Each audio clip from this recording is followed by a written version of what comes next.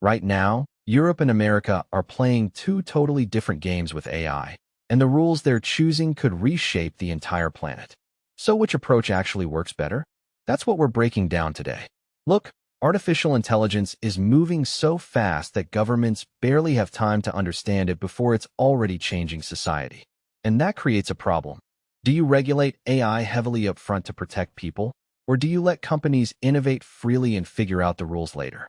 Europe and America picked opposite answers, and honestly, both strategies have some pretty compelling arguments. Let's start with Europe. In April 2024, the European Union officially passed the AI Act. This is the world's first comprehensive AI regulation, and it's basically the most strict rulebook you can imagine. Here's how it works. The EU sorted AI systems into risk categories. Low-risk stuff like spam filters, pretty much no restrictions. But high-risk applications, like AI used in hiring decisions or criminal justice systems, those get heavy oversight. Companies have to do impact assessments, maintain detailed documentation, get human approval before deploying the system, and prove their AI isn't biased. And if you break the rules, fines up to 6% of global revenue. For a company like Meta or OpenAI, that's literally billions of dollars. But here's the thing about the EU approach. It's not just about punishment. The underlying philosophy is precautionary.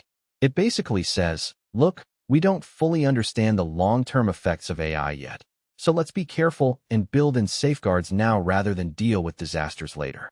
It's like putting on a seatbelt before you drive, not after you crash. The EU also built in requirements for transparency, so if an AI system makes a decision about you, you have the right to know how and why. That sounds good on paper, right? Now flip over to America. The US approach is almost the complete opposite. There's no unified AI law. Instead, you've got a patchwork of existing regulations that kind of apply to AI if they apply at all. The FTC can go after companies for unfair or deceptive practices. The EEOC enforces employment discrimination laws. The FDA oversees medical AI. But there's no single AI-specific framework like Europe has. The American philosophy is basically, let innovation run, and we'll regulate specific harms as they show up. It's faster, more flexible, and companies can experiment without waiting for government permission. The idea is that this freedom breeds innovation. And you know what? It kind of has worked that way. The biggest AI breakthroughs in recent years, GPT, Claude, Gemini, those all came from American and American-backed companies. Europe has some great AI research happening, but when it comes to the massive language models and frontier AI development, America is dominating. That's partly because the regulatory burden is lighter. But here's where it gets complicated. The American approach has real downsides too. Without clear rules up front, companies sometimes move fast and break things. And when you're breaking things with AI, the consequences can affect millions of people. Hiring algorithms that discriminate against certain groups, recommendation systems that radicalize people, deepfakes used for fraud or harassment. The US often only acts after there's already a problem, and by then, damage is done. Plus, there's less transparency. If an algorithm denies you credit or a job, good luck finding out why under the current American system. So which approach is actually winning? That depends on what you measure. If you care about innovation speed and cutting-edge AI development, America is clearly winning. Silicon Valley is where the frontier AI labs are. That's where the most ambitious projects happen. Europe's regulation isn't making AI impossible there, but it is making it slower and more expensive. And some companies are just choosing to build in America first and deal with European compliance later. That's a real concern for Europe's tech competitiveness. But if you care about protecting people from AI harms right now, Europe is winning. The EU has built-in guardrails. If you're an EU citizen and an AI system makes a decision about you, you have rights. You can challenge it.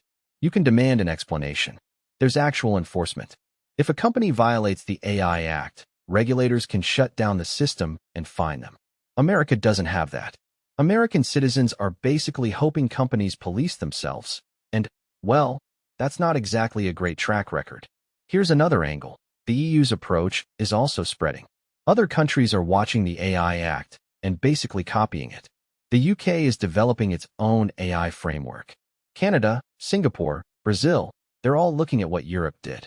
Meanwhile, The US approach of light touch regulation isn't really being copied anywhere because other countries want the protections. So in terms of global influence, Europe is actually setting the standard. But there's a real risk for Europe too. If European regulation gets so heavy that companies can't operate profitably or can't innovate fast enough, then Europe becomes a place where AI is safe but boring. It's like putting so many safety features in a car that nobody wants to drive it. And then all the exciting AI development happens elsewhere, and Europe just imports the results. The truth is, the real answer isn't that one approach is winning. It's that they're in tension, and that tension is actually productive. Europe is forcing the world to think about safety and transparency.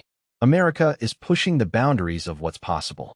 And honestly, the world probably needs both. We need breakthrough innovation, but we also need guardrails. The question is whether America will eventually adopt more robust safeguards, or whether Europe's approach will slow down enough to allow more innovation. Or maybe the answer is somewhere in the middle. What's wild is that this isn't really about Europe versus America anymore.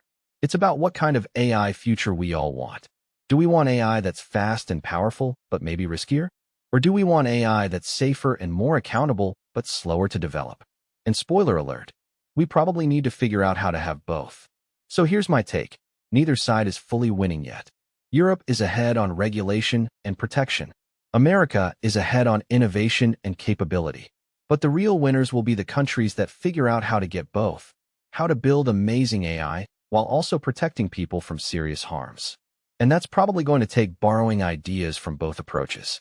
If you want to keep up with how this is actually playing out, how new AI regulations are reshaping tech, and which countries are coming out ahead, hit that subscribe button.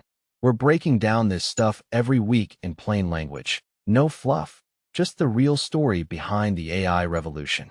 Thanks for watching, and I'll see you in the next one.